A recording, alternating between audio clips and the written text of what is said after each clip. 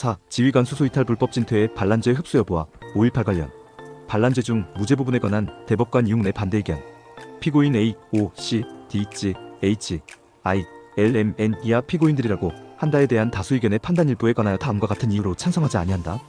가 먼저 피고인 A, O에 대한 세칭 12 군사 반란 등 사건 중 지휘관 계엄 지역 수소 이탈죄 및 불법 진퇴죄의 무죄 부분, 피고인 O에 대한 세칭 518내란 등 사건 중 불법 진퇴죄의 무죄 부분 이상 검사 상고 부분과 관련하여 군사 반란에 수반하여 범한 지휘관 계엄 지역 수소 이탈이나 불법 진퇴가 반란죄에 흡수되는지 여부에 관하여 본다. 다수 의견은 피고인 A, O가 지휘관 AQ로 하여금 제9사단 제29연대, 제30연대 병력을 지휘관 AR로 하여금 제34단 제90연대 병력을 인솔하고 그 부대의 주둔지에서 이탈하여 서울 지역으로 이동하게 한 것은 지휘관 계엄 지역 수소 이탈죄 및 불법 진퇴죄의 구성요건에 해당하고, 지휘관 AS로 하여금 제50 수여단 병력을 지휘관 AT로 하여금 제2기갑여단 제16전 차대대의 병력을 그 부대의 주둔지에서 서울 지역으로 이동하게 한 행위는 불법 진퇴죄의 구성요건에 해당하나, 위 지휘관 계엄 지역 수소 이탈 및 불법 진퇴는 이 사건 반란의 진행 과정에서 그에 수반하여 일어난 것으로서 반란 자체를 실행하는 전형적인 행위라고 인정되므로 반란죄에 흡수되어 별죄를 구성하지 않고, 또한 피고인 O가 피고인 O와 공모하여 1980년 5월 17일 저녁 국무회의장에 휘하의 병력을 대통령, 경호실장 또는 국방부 장관이나 육군참모총장의 승인 없이 배치한 행위는 군사 반란죄를 구성하고, 불법한 병력의 진퇴는 그 반란을 실행하기 위하여 한 행위이므로 따로 불법 진퇴의 죄를 구성하지 아니하고,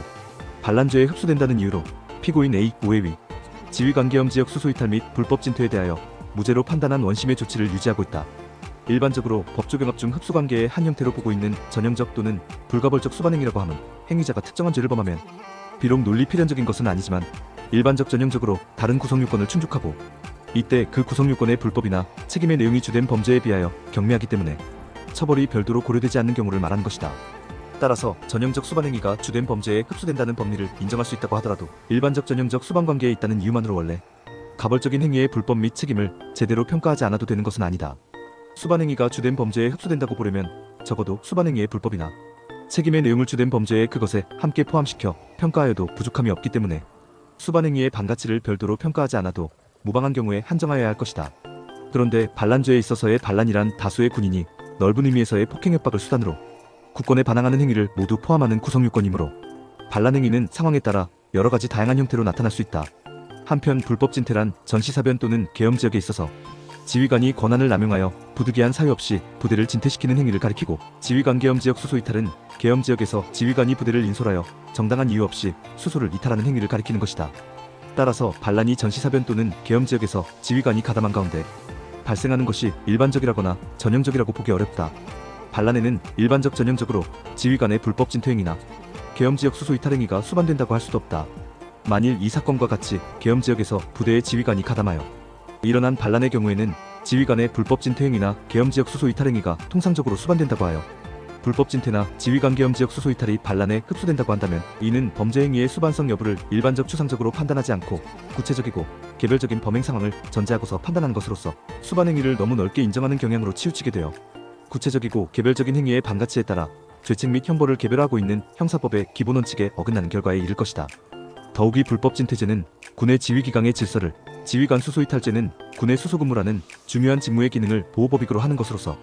일반적으로 국권에 대한 침해의 방지를 목적으로 하는 반란죄와는 그 보호법익도 서로 다르다. 그리고 불법 진퇴죄의 법정형은 반란죄의 모의 참여자 지휘자 기타 중요 임무 종사자와 마찬가지로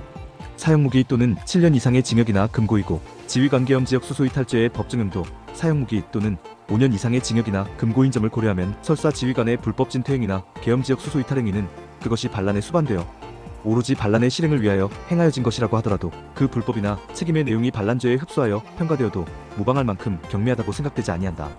오히려 반란죄에 흡수하여 평가되어서는 아니 될 중대한 범죄라고 생각된다. 결국 지휘관의 불법 진퇴 행위나 계엄 지역 수소 이탈 행위는 반란죄에 일반적 전형적으로 수반되는 관계에 있다고 보기 어려울 뿐만 아니라 그 불법이나 책임 내용을 반란죄에 흡수하여 평가할 수 없는 고유하고도 중대한 반가치가 있는 범죄라고 하지 않을 수 없다. 따라서 이 사건에서 지휘관의 위 불법 진퇴 행위와 계엄 지역 수소 이탈 행위가 반란에 수반되어 그 실행을 위하여 행하여진 것이라고 하여 반란죄에 흡수된다고 볼 수는 없고, 각각 별도의 죄가 성립한다고 봄이 상당하다. 나아가서 피고인들에 대한 세칭 518내란 등 사건 중 원심이 무죄로 판단한 반란죄 부분에 관하여 본다. 다수 의견은 5.18 내란 사건과 관련한 이 사건 반란의 공소사실, 즉 1980년 5월 17일 비상계엄의 전국 확대를 전후하여 무장한 계엄군을 동원하여 학생, 정치인, 재야인사 등을 체포한 사실. 1980년 5월 17일 전역 피고인 5가 피고인 어와 공모하여 비상계엄의 전국 확대 문제를 논의하기 위한 임시국무회의장에 소총 등으로 무장한 수경사의 병력을 배치한 사실. 1980년 5월 17일 저녁 무렵부터 5월 18일 새벽까지 전국의 주요 보안 목표에 무장한 계엄군을 배치한 사실. 1980년 5월 18일 7시 20경 피고인 5가 당시 BV당 총재의 가택에 소총 등을 휴대한 수경사의 헌병들을 배치하여 포위 봉쇄한 사실. 1980년 5월 18일 1시 45분부터 무장한 제33사단 병력이 계엄군으로 국회의 사당에 배치되어기를 점거하면서 국회의원들의 출입을 통제하고 5월 20일경 일부 국회의원들의 출입을 저지한 사실. 광주에서의 시위를 진압하기 위하여 1980년 5월 18일경부터 무장한 계엄군을 투입 준파하여 시위를 진압하고 광주시 외곽을 봉쇄한 후 광주제 진입작전을 실시하여 도청 등을 점령한 사실 중 원심이 피고인 LM을 제외한 나머지 피고인들의 위, 5의 반란 사실에 대하여는 유죄로 인정하면서도 피고인 LM은 증거 부족으로 무죄로 판단하였음. 위 항해 사실에 대하여는 당시 V 대통령의 재가나 승인 혹은 묵인 아래 이루어진 것이어서 당시 국방부 장관이었던 피고인 M과 육군참모총장 겸 계엄사령관인 피고인 L이 이 사건 내란과 반란에 참여하였다고 하더라도 대통령 비의 군통수권에 반항하는 행위였다고 볼 수는 없다는 이유에서 피고인들에 대하여 무죄로 판단한 원심의 조치를 정당한 것으로 보고 있다. 원래 군형법상 반란죄는 군인이 착당하여 병기를 휴대하고 군지위 계통이나 국가기관에 반항하는 경우에 성립하는 범죄이고, 군지위 계통에 대한 반란은 위로는 군의 최고 통수권자인 대통령으로부터 최말단의 군인에 이르기까지 일사불란하게 연결되어 기능하여야 하는 군의 지휘통수 계통에서 군의 일부가 이탈하여 지휘통수권에 반항하는 것을 그 본질로 하고 있다 함은 다수 의견이 설시하고 있는 바와 같다. 따라서 피고인들의 위행위가 군의 최고 통수권자인 대통령의 재가나 승인 혹은 묵인 아래 이루어진 것이라면 이는 반란에 해당하지 아니할 것이지만, 여기에 대통령의 재가나 승인 혹은 묵인은 대통령이 정상적인 국정을 수행하는 상황에서 이루어진 것이라야 하는 것이지, 대통령 자신이 내란 행위를 한 자들에 의하여 정상적인 권능 행사가 불가능한 상태에서 내려진 것을 최고 통수권자의 승인이라고 할 수 없을 것이다. 그런데 다수 의견이 유지하고 있는 원심 판결에 의하더라도 피고인들은 1979년 12월 12일에 일어난 군사반란 이후 1년의 국헌문란을 위한 모의와 준비 과정을 거쳐 헌법에 의하여 설치된 국가기관인 대통령, 국회 행정부를 강압하여 그 권능 행사를 사실상 불가능하게 할 것을 공모하여 1980년 5월 17일 비상계엄의 전국 확대를 전후하여 수경사 헌병단, 보안사 대공처 소속 수사관 등 무장한 계엄군을 동원하여 학생, 정치인, 재야인사 등 총 2699명을 체포함으로써 헌법에 의하여 설치된 국가기관인 대통령과 국회의원, 국무위원 등을 강압, 외폭해하고 1980년 5월 17일 저녁부터 5월 18일 새벽까지 비상국무회의가 열리는 중앙청 내외부의 수경사, 헌병단 소속 장교와 사병 등 무장한 계엄군을 배치하는 등 위력을 과시하여 헌법에 의하여 설치된 국무위원들을 강압, 외폭해하고 1980년 5월 17일 저녁 무렵부터 5월 18일 새벽까지 전국 주요 대학과 국회, BV당사 및 공화당사, 언론기관, 공공기관을 포함한 136개 주요 보안 목표에 무장한 계엄군 2만 5천여 명을 배치하는 등 위력을 과시하여 헌법에 의하여 설치된 국가기관인 국회의원과 국무위원 등을 강압, 외폭해하고 1980년 5월 18일 7시 10경 수경사 헌병단 소속의 무장한 계엄군을 동원하여 BV당 총재를 가택연금시키는 등 위력을 과시하여 헌법에 의하여 설치된 국가기관인 국회의원과 국무위원 등을 강압, 외폭해하고 1980년 5월 18일 1시 45분부터 33사단 소속의 무장한 계엄군과 장갑차 전차 등을 동원하여 국회의사 등을 점거하고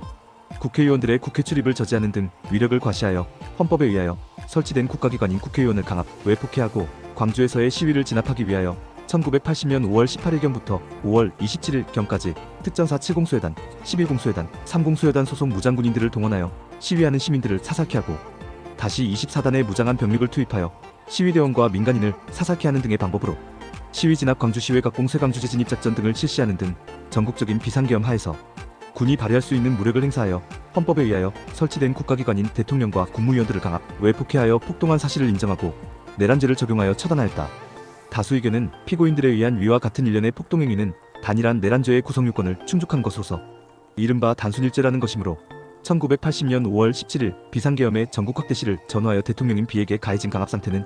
피고인들에 의한 광주에서의 폭동행위가 종료된 5월 27일경까지 사이에 발생한 위 내지의 일련의 폭동행위 기간 동안에는 물론 피고인들에 의한 내란행위가 종료한 때, 즉 이 사건 비상계엄이 해제된 1981년 1월 24일까지 계속되었다고 보아야 할 것이다. 그렇다면 위 일련의 폭동행위의 과정에서 행해진 위, 항과 같은 병력의 배치 이동 등에 대하여 대통령,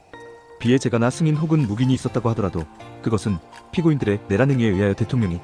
적정한 권능행사가 불가능한 상태에서 이루어진 것으로서 군통수권자인 대통령의 적법한 승인이라고 볼 수 없게 되는 것이다. 만약 다수 의견이 유지하고 있는 원심 판결과 같이 위 1346항과 같은 병력의 배치 이동 등이 대통령비에 재가나 승인 혹은 묵인에 의하여 행하여진 것이라고 보게 되면 대통령비는 헌법에 의하여 설치된 국가기관인 대통령 자신을 강압, 외포하여 폭동하려는 내란 행위자들에 대하여 그러한 무력 행사를 재가 또는 승인함으로써 자기 스스로 헌법에 의하여 설치된 국가기관인 대통령의 권능 행사를 불가능하게 하였다는 이상한 결론에 이르게 된다. 대통령비마저도 피고인들과 공모하여 내란죄를 저지른 것이라면 모르되 오로지 피고인들에 의하여 대통령비의 적법한 권능 행사가 불가능하게 되었다는 점을 내란죄로 인정하면서도 반란죄에 관한 한 피고인들의 위 일련의 행위에 대통령비의 적법한 죄가 또는 승인이 있었다고 한 다수 의견은 납득하기 어렵다. 피고인들에 의한 위 1346항과 같은 병력의 배치 이동 등의 행위는 다수 의견도 적절하게 판단하고 있는 바와 같이 내란을 목적으로 권능 행사가 불가능한 대통령을 강압하여 얻은 형식적 승인을 바탕으로 한 것으로 이는 아무런 법적 효과가 없는 것이고 실질적으로는 대통령의 군통수권에 반항하는 행위로서 반란 행위에 해당한다고 보아야 할 것이고 이 부분에 대하여서도 피고인들에게 반란죄의 죄책을 지워야 할 것임은 당연하다. 그리고 피고인들에 의한 위 1 내지 6의 일련의 폭동행위를 내란죄의 단순일죄로 보았다면 위 1 내지 6의 일련의 반란행위 역시 반란죄의 단순일죄로 보아야 할 것이므로 피고인 M, L이 그중 위 2, 5의 행위에 직접 가담하지 않았다 하여 그 부분에 대한 죄책을 면할 수 없다고 함도 아울러 밝혀둔다. 이상과 같은 이유로 피고인 A, 5에 대한 세칭, 12, 12 군사반란 등 사건 중 지휘관계엄 지역 수소 이탈죄 및 불법 진퇴죄의 무죄 부분, 피고인 5에 대한 세칭 5.18 내란 등 사건 중 불법 진퇴의 무죄 부분, 피고인들에 대한 세칭 5.18 내란 등 사건 중 반란죄의 무죄 부분은 파기를 면할 수 없고 피고인들의 위 무죄 부분은 피고인들의 나머지 유죄 부분과 하나의 형으로서 처단되어야 할 것이므로 피고인들에 대한 이 사건 원심 판결을 전부 파기하여 이 부분 사건을 원심법원에 환송함이 마땅하다고 하겠다. 재판장, 대법원장, 윤관, 대법관, 박만호, 대법관, 최종영, 대법관, 청경송, 주심, 대법관, 정규호, 대법관, 박준서, 대법관, 이돈희, 대법관, 김영선, 대법관, 지창권, 대법관, 신성택, 대법관, 이용훈, 대법관, 이임수, 대법관, 송진훈. 영상이 도움되셨다면 구독과 좋아요